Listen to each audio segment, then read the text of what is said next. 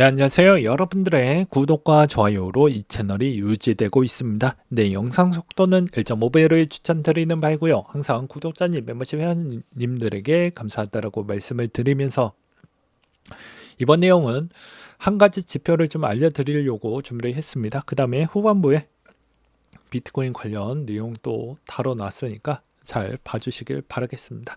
이 지표 외에 좀 쓸만하다라고 생각이 들었기 때문에 이야기를 하는 것이고요. 그 다음에 이 지표 하나로는 좀 안 되고 락업에 있는 물량에 따른 이해도까지를 겹쳐서 보시고 거래량도 겹쳐서 보시는 걸 추천을 드리는 바입니다. 자, 일단 FTV 생소하실 분들에 의해서 간단하게 좀 설명을 하고 넘어간다고 하면요. 완전 희석가치 평가라고 해서 코인의 최대 공급량과 가격을 곱해서 도출한 지표라고 보시면 될 것 같습니다. 예, 간단한 예시로 본다라고 하면요. 아무래도 비트코인에 대해서 예시를 드는 게 제일 이해하기가 편하시겠죠. 2100만 개 코인이 있죠. 현재 유통된 코인이 대략 1900만 개 정도라고 가정을 하고 본다라고 하면 자, 여기서도 대부분 FDV로 돌려보았을 때 수치가 0.9가 나온다. 즉 90% 정도가 락업이 다 풀려서 대부분 이제 유통이 되어가고 있다라는 걸 확인을 해볼 수가 있겠고요. 이걸 쟁글에서도 이제 분석을 해놨던 내용이 있었습니다. 여기서도 이제 어떻게 분석을 해 놓았냐? 시가상이 150개 자산의 FDV와 MDD의 상관관계를 돌려보기도 했었고요. 그 다음에 디파이로도 돌려보고 메인넷으로도 돌려보았는데 이런 내용을 좀 보다 보면 어떤 생각이 들까요? 이게 돌려보았을 때 이제 좀 깨달은 점, 그러니까 되게 여기에서 이제 도출해 줄 수 있을 만한 우리가 좀 쓸만한 점이 있었냐라고 보기에는 둘 사이에 뚜렷한 경향성이 보여주지 않았다. 즉 세로축은 MDD표고 가로축이 이제 FDV인데 상관관계가 그렇게 뚜렷하지 않았다라는 것이죠. 그 이유는 여기서도 나와져 있습니다. 모멘텀과 내러티브의 영향을 많이 받는다. 펀더멘탈의 영향을 그렇게 많이 받지 않는다더라라는 걸 볼 수가 있게 되겠고요. 그 다음에 여기서도 자, 유통량 기준이 시가총액보다 최대 발행량 기준이 FDV가 더 좋은 지표라는 근거는 충분하지 않은 것으로 판단이 된다. 그러니까 이렇게 돌려봤는데 이 분들도 이거 MDD와 FDV 이렇게 돌려보았을 때는 썩 좋은 지표적으로 볼만한 그 정도는 아니었다더라라는 걸 확인을 해볼 수가 있겠죠. 이 이야기까지만 들어보면 야 굳이 필요 없는 거 알려주는 거 아니냐? 뭐 이렇게 또 물어보시는 분들이 있는데요. 이제 이걸 기초적인 측면으로 대입을 해서 보면 좀 도움이 많이 됩니다. 무슨 말이냐? 잘 모르시는 분들이 있을까봐 이야기를 하지만 이 FDV는 아까 뭐라고 했습니까? 뭐라고 했죠? 여기서도 이야기를 했듯이 잠재 유통량이 많을수록 더 많은 토큰이 풀린다라는 하방 압력 때문에 최대 발행량과 가격을 곱한 지표라고 이야기를 했잖아요. 그러니까 마찬가지로 이걸 FDV 부분을 이렇게 이제 나열을 해서 순위표를 이렇게 보실 수도 있어요. 근데 이거를 좀 더 확대를 해서 본다라고 하면 아까 나오는 물량이라고 했죠. 그럼 우리는 락업 부분을 같이 보시면 도움이 많이 된다라는 이야기를 드리고 싶었습니다. 그러면 락업 부분에 있었을 때도 보게 되면 자, 여기서도 할당량이 있죠. 이제 티아 거를 한번 그냥 예를 들어서 보여드리도록 하겠는데 연구개발 그리고 공개 할당량, 초기 후원자, 핵심 기여자 이렇게 되어져 있죠. 그럼 연구개발 생태계 비용하고 그 다음에 공개 할당 부분인데 이것도 보게 되면 재미난 측면이 여기에 다 써져 있습니다. 세부 설명이 나와져 있어요. 나 이거 어떻게 활용을 할 것이다 라는 내용이 나와져 있죠. 근데 이거는 저는 그래요. 이 FDV를 공부를 하면서 이 락업에 되어져 있는 물량의 해석도 상당히 필요하다고 생각을 하는 이유 중에 하나는 이걸 명확하게 잘 이해를 하고 있어야 여러분들이 크게 물리지 않습니다. 오늘은 시간 관계상 짧고 하나의 용도로만 설명을 드릴 건데요. 신규 코인이라고 가정을 하고 보게 된다고 하면 이런 형태로도 해석이 가능하겠구나라고 봐주셨으면 좋겠습니다. 여기에서도 이제 나오는 물량이 부분의 기울기를 어느 정도 산정을 해놓고 가격 부담 요소를 다 얘네들이 계산을 해서 풀리게 되는데요. 여기에서도 이제 그 전에 뭐 1세대부터 3세대 코인까지는 뭐 논란도 많았습니다. 너무 많이 물량이 풀리는 거 아니냐라고 막 이제 시끄럽게 하니까 뭐 다시 재조정을 좀 해보겠습니다라고 해갖고 재조정을 했던 코인들도 있고 그렇게도 있거든요. 이제 여러분들이 여기에서도 이제 보게 되면 FDV에서도 빼줘야 되는 값이 있습니다. 뭐가 빼줘야 될까요? 이런 물량들은 좀 빼고 보실 필요성이 있습니다. 어차피 이게 당장 물량이 나온다고 해도 이게 다시 내가 받을 확률이 매우 높다라는 거예요. 무슨 말이냐면 가격의 영향도가 당장은 하락을 할지언정 어차피 얘네들이 이런 프로젝트 운용 비용으로 써서 가격을 올려줄 만한 그런 사업 비용으로 쓰기 때문에 이거는 어차피 내가 당장 단기적으로는 안 좋지만 중장기적으로 가격은 올라가는데 쓰일 거고, 만약에 여기서도 이제 생태계에 주로 많이 쓰는 게 에어드랍 코인을 많이 해가지고 주는 형태로 많이 요즘은 하고 있죠. 이제 그런 코인들도 이런 사업비 충당으로 이렇게 많이 쓰니까 그 덕분에 가격이 요즘 많이 오르지 않았습니까? 그런 코인들도 있고요. 그래서 이거는 좀 빼주고 볼 필요성이 있습니다. 물론 나오는 건 맞긴 하지만 이게 나한테 해가 되는 건 아니라는 것이죠. 그 다음에 또 보게 되면 이거는 좀 반쪽짜리라고 볼 수가 있겠고요. 예, 요것도 반쪽짜리, 나머지 거는 이제 다 나한테 안 좋은 거죠. 네, 다 나한테 안 좋은 겁니다. 그러면 이제 이 표를 보게 되면 티아가 실질적으로 요 시점이 24년도 11월 4일 기준점으로 급격하게 기울기가 크게 올라가죠. 상승하게 되고 그 다음부터 완만하게 꺾이게 됩니다. 그러면 자, 24년도 11월 이전에 어떻게 해야 될까요? 정상적인 코인 재단이라고 하면 어떻게 운영이 될까요? 마찬가지로 이 코인 쪽에 있는 이 물량이 풀리기 직전에 가격을 많이 올려두려고 많은 노력을 할 것으로 보여집니다.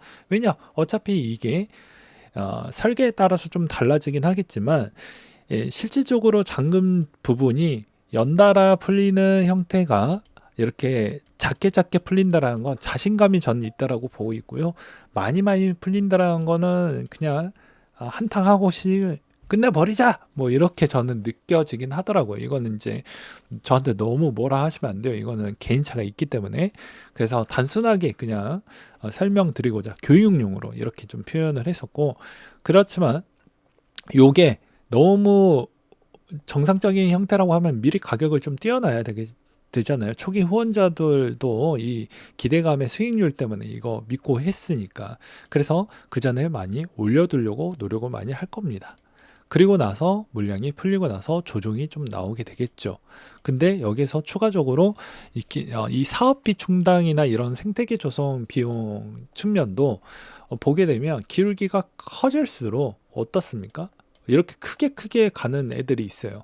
그러면 완만한 애가 있는데 이거는 이제 그때 사업에 따른 비용이 많이 들어가는 프로젝트가 있고 적게 들어가는 프로젝트가 있겠죠.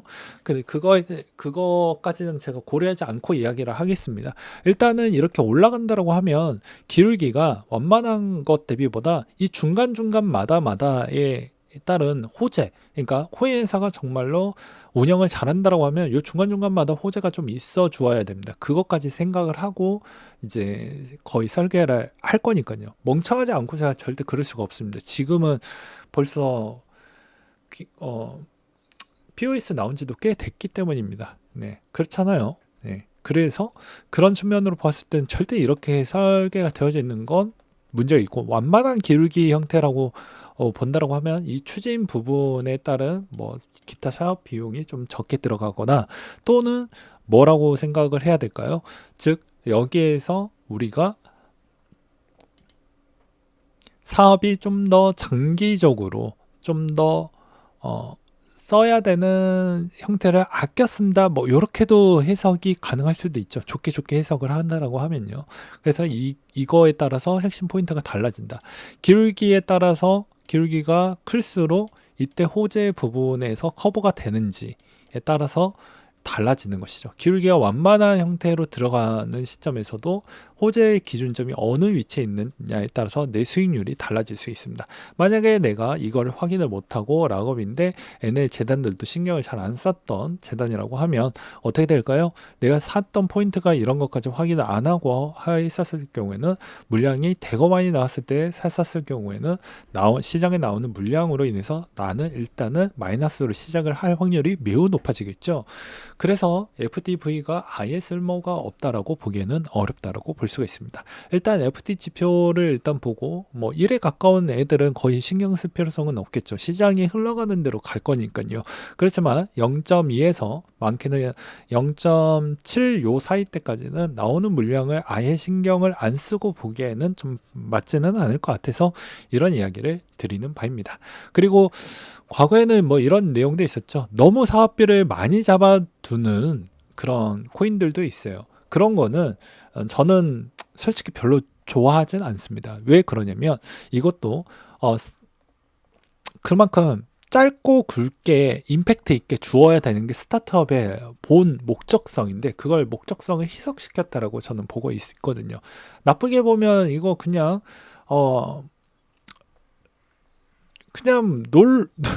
놀면서 작업하겠다라는 거죠. 우리는 똥줄 타면서 2, 3년이면 뭐 어느 정도 가격이 올라오겠지라고 기대가 하는데 사업비가 상당히 배가 따뜻하니까 천천히 해야지 이런 생각은 인간의 본능입니다. 제가 굳이 이런 이야기 안 하셔도 아시잖아요. 사람이 배가 따뜻하면 이제 눕고 싶으면 자고 싶고 하는 게 그런 거니까요. 그래서 사업비가 너무 많이 있는 건 별로 좋지 않고 대부분 프로젝트에 있는 이 락업의 총량 부분을 다 소진을 하고도 추가적으로 이제 리브랜딩을 하고 있는 코인들은 글쎄다 라는 형태로도 볼 수도 있고 이걸 좋게 봐야 되냐에 따른 건 이제 이때까지 보여주었던 이력에 따라서 좀 달라지는 것 같습니다. 리브랜딩을 한다는 건 또 이런 의미도 있거든요. 사업 충당금을 다 썼어. 근데 그 전에 여기에서 무언가를 좀 만들어내지도 못했고 투자 유치도 제대로 받지 못했어.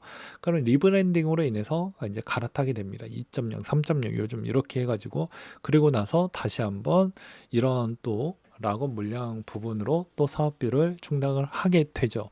이제 물론 이게 다 시간 관계상 짧게 이야기하다 보니까 약간의 오류도 많고요. 뭐 잘못된 부분도 분명히 일부는 오해가 생길 수 있을 만한 요점이 분명히 있을 수도 있습니다. 그럼에도 이제 이런 것을 명확하게 잘 알고 신규 코인들은 이렇게 좀 접근을 해보는 전략이 맞다. 정상적인 형태라고 하면 항상 항상 김치 코인들 항상 문제가 많잖아요. 그래서 그런 거 좀 조심하시길 바라겠습니다. 이제 그 다음으로 비트코인 관련된 이야기 이제 연달아서 좀 해보려고 하는데요. 요즘 코인 시장을 보면서 떠오르는 생각 정리편을 저도 한번 퍼왔어요. 이 내용 괜찮아가지고 한번 퍼왔거든요. 여기서도 보게 되면 일단 프리미엄이 좀 많이 생겼습니다. 네.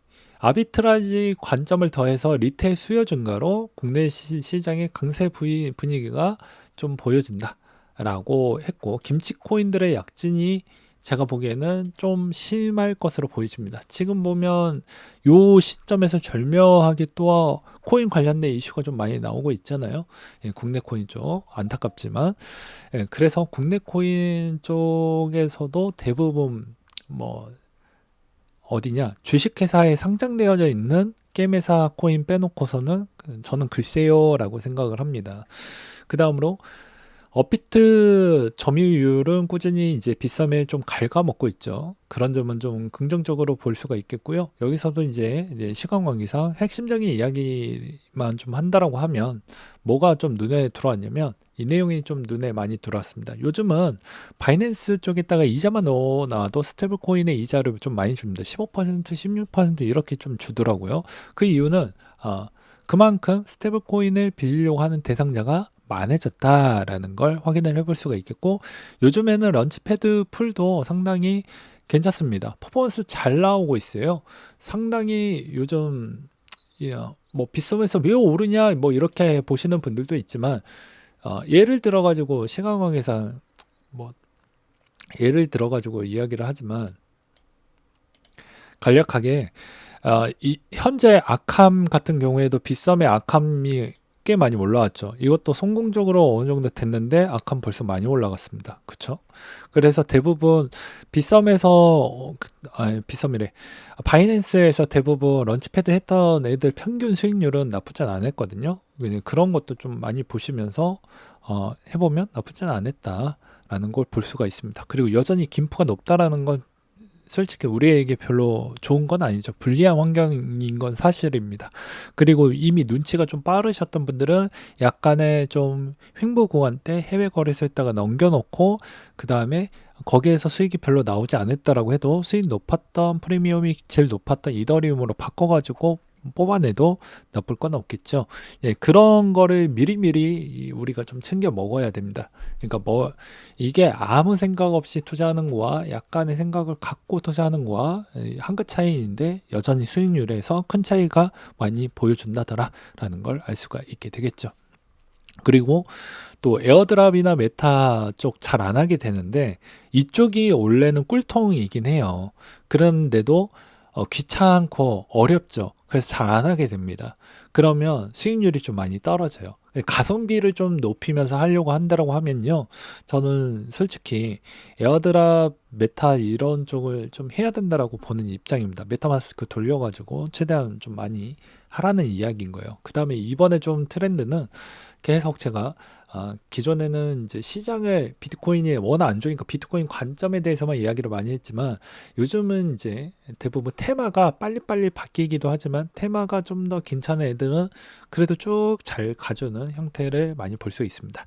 그리고 여기서 하나 더 팁을 드린다고 하면 FDUSD 쪽에 런치패드 쪽을 좀 더 주목을 잘 하시면서 보는 게 이점이지 않을까 싶습니다. 그 다음에 코인 섹터별에서도 도미넌스가 저번에도 제가 왜 이더리움을 선택을 했는지에 따른 이야기를 이 표로도 설명이 가능할 것 같은데요.